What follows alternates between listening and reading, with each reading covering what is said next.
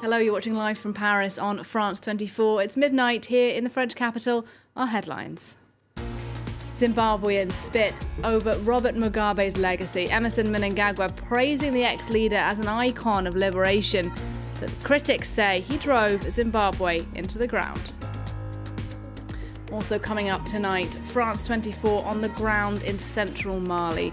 We'll hear from civilians caught in the crossfire of communal violence over land and resources as the United Nations struggles to protect families. And an urgent summit on the African rainforest. South American leaders sitting down together in Colombia, but Jair Bolsonaro of Brazil doesn't attend.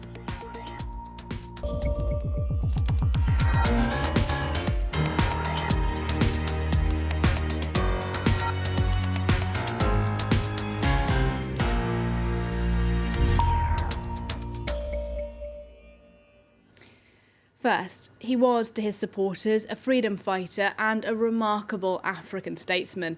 And to his critics, the man who drove Zimbabwe into the ground. Robert Mugabe is proving then as divisive in death as he was in life. Zimbabwe's current president, Emerson Mnangagwa, led some of the fawning tributes to the country's post-colonial leader who died overnight in a hospital in Singapore. He called him a national hero. But in the capital Harare this Friday, residents were split on the legacy of their former leader. A divisive statesman. Tributes have been pouring in for Zimbabwe's former president, Robert Mugabe. His successor hailed him as the country's commander, liberator, founder and leader. ZANU-PF, the party which the late departed helped found, has met and accorded him national hero status, which he earned and richly deserves. Other African heads of state also paid tribute.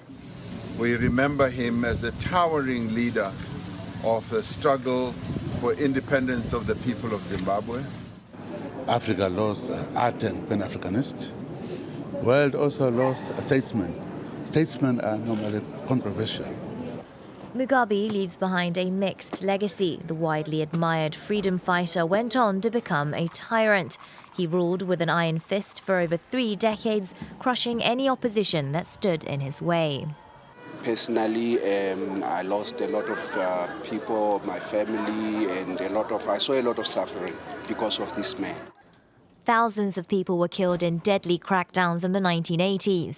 Mugabe is also widely remembered for controversial policies such as the seizure of white-controlled farmland that had devastating consequences on the economy. Opposition leader Nelson Chamisa reacted to his passing, saying that a giant has fallen. He added, though, that the fact that Mugabe died in a Singaporean hospital rather than in Zimbabwe was a sad indictment of the country's economic situation. Now, what is life like for people living in central Mali? This year, residents there have found themselves caught up in fighting over resources, as well as attacks by jihadist groups. Over 400 people have been killed. The United Nations does have a peacekeeping force on the ground there, but their focus is on upholding the 2015 peace deal, so civilians are often left without sufficient protection. From Mopti in central Mali, France 24's Christelle Pierre and Frank Hersey report. A UN patrol arrives at Diambolo-Lay, just a few kilometers from Bandiagara. Within minutes, the situation becomes tense. The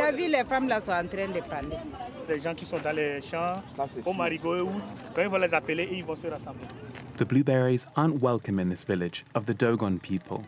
Back in March, it was raided by suspected jihadists. 4 people were killed right here. Over there, 1 or 2 more were killed. And on the other side, another person was killed. His hands trembling, this man asks the soldiers to leave.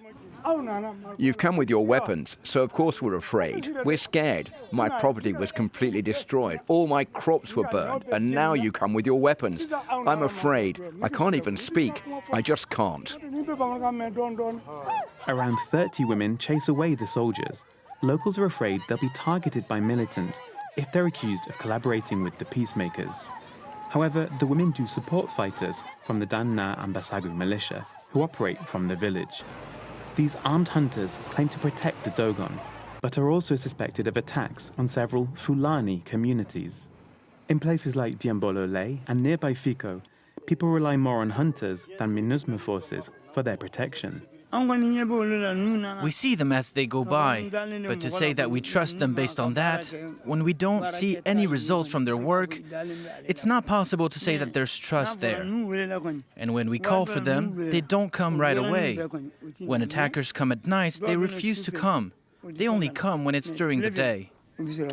Because MINUSMA is tightly bound by its mandate, the force is here only to support Malian authorities. To engage directly and be part of conflict, that is not the role of the United Nations mission in Mali.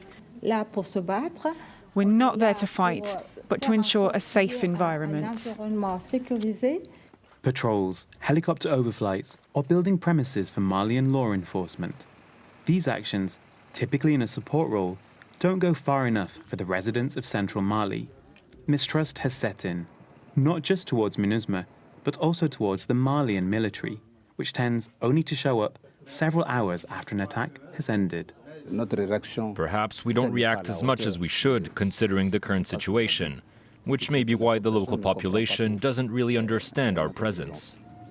After a lull in July, violence has now returned to Bandiagara district, with attacks now happening every 2 or 3 days. In other world news, South American leaders are gathering in Colombia today for a one-day summit on the Amazon rainforest. The leaders of Ecuador, Bolivia and Peru have flown in for today's summit, but Brazil's leader, Jair Bolsonaro, didn't attend in person. With the details of the summit, here's Emerald Maxwell. Greeted by an indigenous tribe, Latin American leaders met in the Colombian corner of the Amazon rainforest, as large swathes of it continue to be devastated by a record number of fires. We're hosting presidents from other countries with which we share this great Amazon heritage, so as to protect it, to look after it, to conserve it. The Colombian president called the regional summit to strengthen cooperation between 6 Amazonian countries and sign a new pact to protect the world's largest rainforest.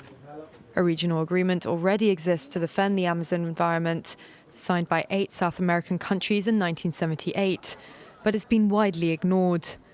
When we sign this pact, we will all know what concrete measures we have to take in the exercise of our sovereignty on the Amazon territory.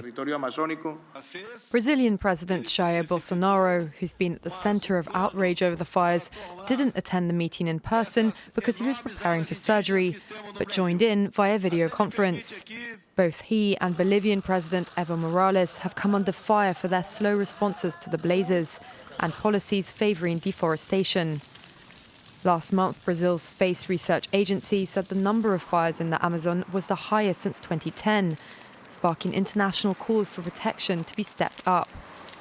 Amid the global concern, some activists, as well as French President Emmanuel Macron, raised the question of giving the Amazon an international status so as to better protect it. Bolsonaro fiercely rejected the idea, calling it colonialist. Hurricane Dorian is weakened in its force today, but is still pummeling the US state of North Carolina. It's now a Category 1 storm and struck the Carolina coast with winds of up to 150 kilometres per hour. The worst devastation, of course, though, was in the Bahamas. There, at least 30 people have been killed and survivors are waiting to be evacuated. With the details of the situation in the Bahamas, here's Yuka Roya. The sea may be clear and calm again, but in Marsh Harbour on Great Abaco Island, few buildings remain intact. Hurricane Dorian has left devastation in its wake. Residents have fled the hard-hit area, which is still flooded, and are taking shelter on the outskirts of the town. Some are waiting for planes to take them out of the island. All my grandchildren just got flown out today. You have a little bit less worry, and you can deal with what you need to deal with. The family is relying on food they had before the hurricane and is using well water to wash. There's no water, there's no power, and I'm sure you got quite a long time before. Some resort to looting. This supermarket was stormed by locals looking for essential supplies like sugar, canned food and kitchen paper. What do you have here? You got to stock up with whatever you can find, corned beef, flour, or whatever you can find. The island was famous for its marina. Now, all the boats have been washed away like toys. Christy Biddle worked at the marina in one of the offices. I mean, I recognize it, but it's just taking in this one building itself, knowing what was there for so long, and to see it in this condition, I can't even describe how I'm feeling about that. Marsh Harbour is becoming a ghost town. The hurricane has left it unlivable. Time for a short break on Live from Paris. Thanks for watching.